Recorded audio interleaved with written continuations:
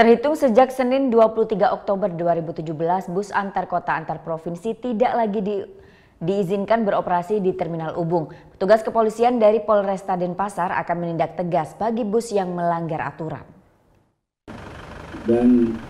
Setelah melalui proses yang cukup lama, Dinas Perhubungan Kota Denpasar bersama pengusaha perusahaan bus akhirnya sepakat untuk mensterilkan Terminal Ubung dari bus antar provinsi.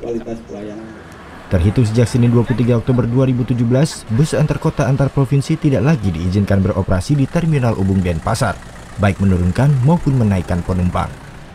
Hal ini sebagai tindak lanjut dari keputusan Dirjen Perhubungan Darat yang menetapkan Terminal Ubung menjadi tipe C pada September 2016 lalu. Semua bus antar kota antar provinsi dialihkan ke Terminal Mengwi Badung yang bertipe A.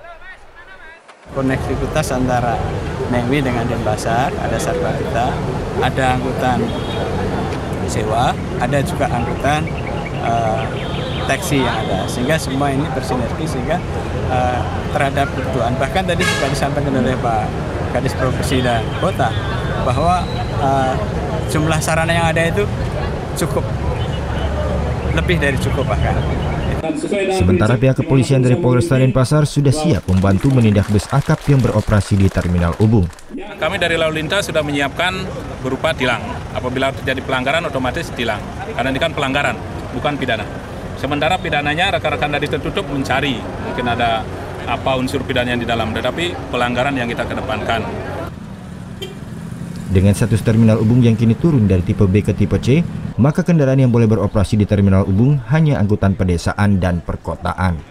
Surya Sanjaya melaporkan untuk NET.